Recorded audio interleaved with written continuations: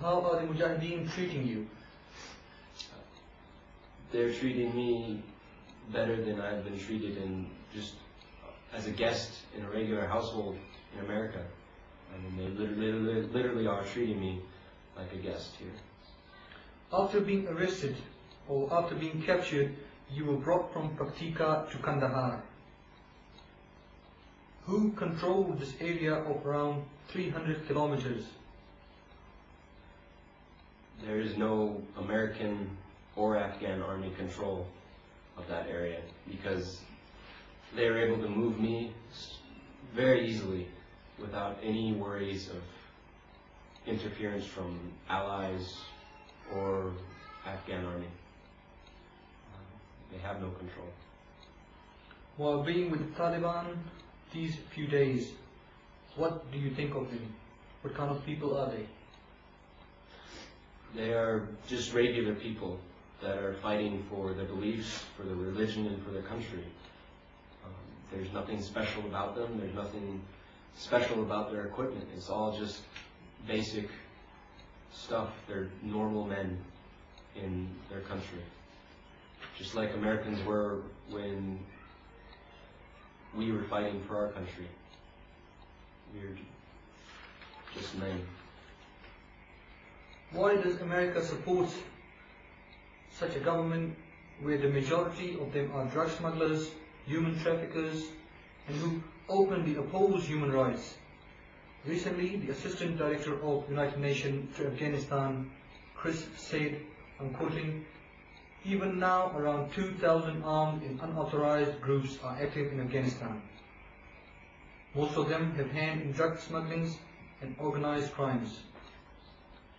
He confirmed that around 28 people from Afghanistan's parliament and other important administration has links with these unauthorized groups. So why does America support such a government?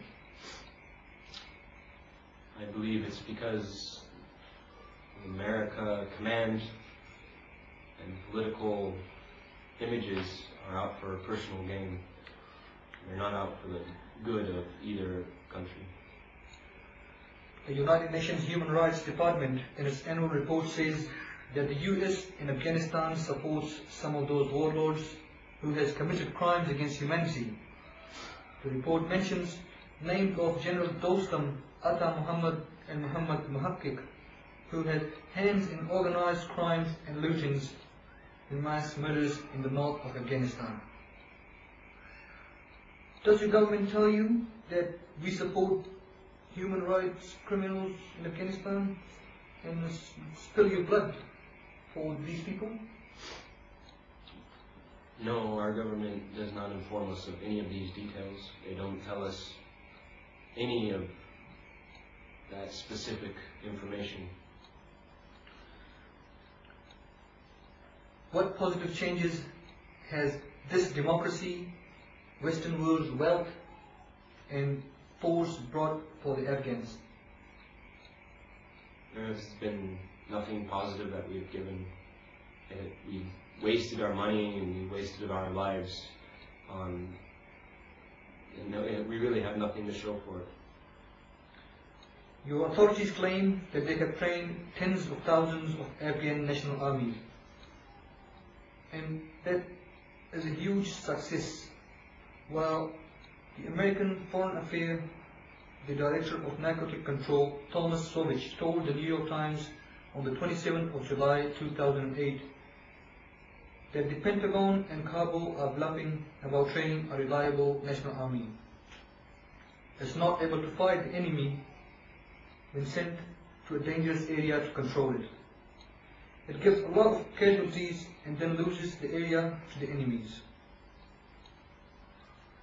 The incident of last year's Independence Day in Kabul proved to the people how unreliable the Afghan National Army is.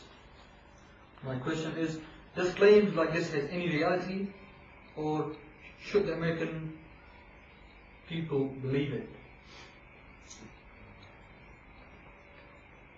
Yes, there's reality in the fact that the Afghan army is not competent at all. And we have not trained tens of thousands. We've barely trained close to that number. Americans can't believe what they're told about that. Famous author John Campbell writes in his book, Wars of Blair, quote, "The oppression against Taliban prisoners that were committed on the order of George W. Bush and Jack Straw were like the oppression of Adolf Hitler." Why are the Americans quiet about this oppression? Again, it is because Americans are misinformed and lied to by our government about the actual facts and reality of the situation over here in Afghanistan.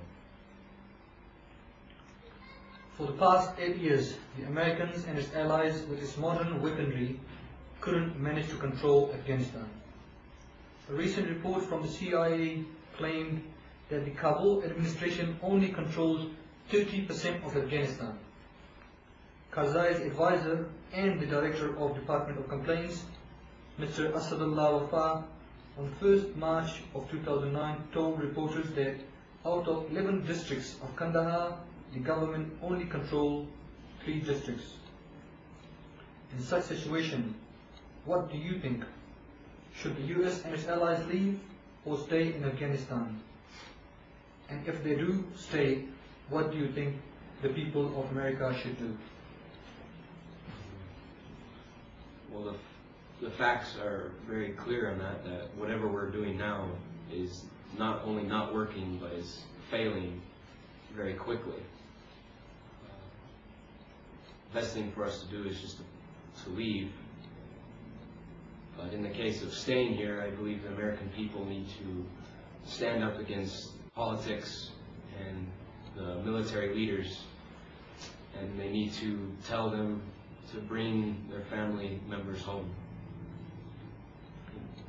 American and other political analysts around the world says the war in Afghanistan is the same as the war in Vietnam, by means of America not winning.